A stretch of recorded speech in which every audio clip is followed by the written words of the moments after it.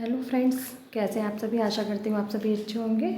चलिए आज मैं लेकर आई हूँ आपके सामने eco club for mission life की गठन पंजिका, यानी कि इको क्लब का जो आपको रजिस्टर मेंटेन करना है वो कैसे करना है और जुलाई से लेकर के सितंबर तक की सभी गतिविधियों का विवरण, उसमें किस तरीके से लिखना है, आपको क्या क्या मेंशन करना है, वो सब हम इसमें देखेंगे आगे। चलिए सबसे पहले हम शुरू करते हैं माह जुलाई से, क्योंकि जुलाई में इको क्लब का गठन होना था, तो गठन की प्रक्रिया से हम शुरू करेंगे और फिर आगे बढ़ेंगे। चलिए ये देखिए आपके सामने है eco club for mission life का माह जुलाई का। इसमें सबसे पहले हमने लिखा है महानिदेशक स्कूल शिक्षा एवं राज्य परियोजना निदेशक कार्यालय समग्र शिक्षा विद्या भवन निशांतगंज लखनऊ की पत्रांक, उसका पूरा डिटेल आप पत्रांक संख्या आप लिख दें और उसके अनुसार जो हमारा था 22 से लेके 28-29 जुलाई तक की अवधि में शिक्षा सप्ताह मनाया जाना था, तो उसके बारे में हमने विवरण लिख दिया अपने विद्यालय के नाम सहित। उसके बाद उसमें क्या करना था, हमें eco clubs for mission life का गठन करना था 26 जुलाई को, तो हमने वो किया था, उसकी डिटेल लिखी। उसके बाद जो इको क्लब का गठन होना था उसमें 4 लोग थे। 4 कौन थे, मेन जो थे वो एक थे प्रभारी, वो हेड या इंचार्ज को बनना है, दूसरा नोडल और तीसरा पद था सहायक नोडल का। चौथा बच्चों में से कोई एक बच्चा सभी क्लासों में से उसको कैप्टन बनाना था, तो नीचे बच्चे का नाम है, उसके पिता का नाम है और कक्षा उसकी लिखी हुई है और वो कैप्टन है। तो इतनी चीज़ क्लियर हो गई। इसके बाद में हमें 5 बच्चे और हर क्लास से बच्चे लेने थे जिनको कक्षा समन्वयक का पद देना था। आप यहाँ पे देख पा रहे होंगे, ये देखिए साइड में ये कक्षा समन्वयक लिखा हुआ है। तो ये हर क्लास के देखिए 1 2 3 4 5 सभी क्लासों से हमने एक एक छात्र को लिया है और उनको कक्षा समन्वयक का पद दिया है। इसके बाद हमने नीचे लिखा है, बाकी नीचे लिख दिया है समस्त छात्र छात्रा 1 से 5 तक। इसकी भूमिका जो है उसमें इसके प्रधानाध्यापक की भूमिका क्या है, इसकी गतिविधियों के संचालन हेतु प्रधानाध्यापक पूर्णतः उत्तरदायी होंगे और वार्षिक कैलेंडर तैयार किया जाएगा। इसके बाद हमने वार्षिक जो कैलेंडर है, आप चाहें तो इस रजिस्टर पर मेंशन कर सकते हैं, लिख सकते हैं, नहीं है तो आप उसकी PDF निकलवा लीजिए। बस 3 पेज की PDF है और आप उसको इसमें कहीं भी पंच कर दीजिए या टेप से उसको लगा दीजिए, कुछ भी कर दीजिए, चिपका दीजिए रजिस्टर में, तो जिससे आपको वार्षिक गतिविधियाँ पता रहेगी कि हर माह में कौन सी गतिविधि करनी है।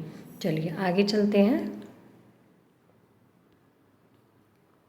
अब ये आ गया माह अगस्त पे। तो आपको पता है माह अगस्त को हमें जो इको क्लब की गतिविधि करनी थी वो 15 अगस्त को करनी थी, ठीक है। उसमें जन समुदाय की भागीदारी भी सुनिश्चित की गई, हमने इस तरीके से लिखा है। अब प्रमुख गतिविधियां कौन कौन सी करनी थी, तो वो पॉइंट आप देख सकते हैं। स्वच्छता के प्रति जागरूक करने हेतु अभिभावकों विद्यार्थियों की संगोष्ठी। दूसरा कूड़े के वर्गीकरण के आधार पर निस्तारण, वर्मी कंपोस्ट खाद का खेती में उपयोग तथा कूड़े को जलाने पर होने वाले पर्यावरणीय नुकसान के बारे में जानकारी। तीसरा है गीले कूड़े हेतु हरे रंग की डस्टबिन और सूखे कूड़े हेतु नीले रंग की डस्टबिन पर चर्चा, क्योंकि हमारे विद्यालय में है तो हमें उनको दिखा के उनको ये समझाना है कि ये गीले कूड़े के लिए है और ये सूखे कूड़े के लिए। उसके बाद माह अगस्त में उत्कृष्ट नोट, यानी कि आपने जब जुलाई में गठन किया तो बच्चों को क्या करना है, हर माह एक अपनी एक बुकलेट बनानी है, डायरी कॉपी कुछ भी बनानी है। उसमें वो जो इको क्लब से रिलेटेड जो भी चीज़ें हैं, पेड़ पौधों से रिलेटेड जो भी चीज़ें, पर्यावरण से रिलेटेड जो भी चीज़ें हैं, वो उन सबको वो कहाँ मेंशन करेंगे, नोट करेंगे अपनी नोटबुक में।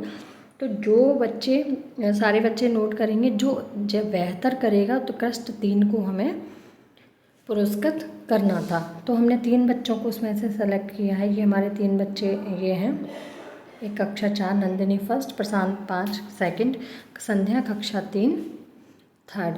तो इस तरीके से इनको हमें क्या हमने किया, पुरस्कृत किया सबके सामने जो हमारी मीटिंग हुई। उसके बाद अब हम आते हैं सितंबर माह की मीटिंग।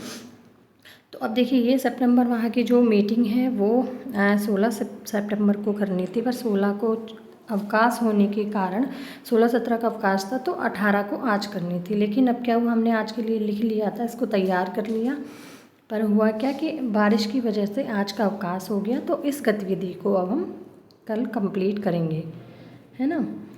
अगर आपके आज का अवकाश नहीं है तो आप इसको आज की आज कर सकते हैं, अगर है तो कल इसको। तो हमने इसीलिए इसमें दिनांक नहीं डाली थी कि जिस दिन करेंगे हम उस दिन इसके दिनांक डालेंगे। तो इसमें हमें करना क्या क्या है, हमने इसमें मेंशन किया है कि 16 सितंबर को करना था, पर उस वजह से नहीं हो पाया। ये देखिए गतिविधि वर्ल्ड ओजोन डे के विषय में जानकारी बच्चों को देनी है, पर्यावरण संरक्षण पर स्लोगन एवं लेखन प्रतियोगिता का आयोजन करना, प्रार्थना सभा में ओजोन फ्रेंडली उत्पाद की आवश्यकता, ओजोन परत के क्षरण के दुष्परिणामों पर व्याख्यान, प्रार्थना सभा में मृदा संरक्षण एवं मिट्टी की जांच के संबंध में विद्यार्थियों के साथ में परिचर्चा, और प्रार्थना सभा में वाटर लीकेज पानी की बर्बादी को रोकने के लिए विद्यार्थियों को जागरूक करना। तो ये हमारे 5 मेन पॉइंट हैं जिन पे हमें चर्चा करनी है सितंबर माह में। तो ये रहा आपका इको क्लब का जुलाई से लेकर के सितंबर का रजिस्टर। उम्मीद करती हूँ ये वीडियो आपके लिए हेल्पफुल रहा होगा, और जैसे ही अगली मंथ की गतिविधि आएगी तो वो हम फिर से उसको आपके लिए वीडियो लेकर आएंगे। और हमारे साथ जुड़े रहिए। चैनल अगर आपने सब्सक्राइब नहीं किया तो कर लीजिए, ताकि आपको आने वाला नेक्स्ट वीडियो आप तक पहुंच सके। मिलते हैं अपने नेक्स्ट वीडियो में। Thank you.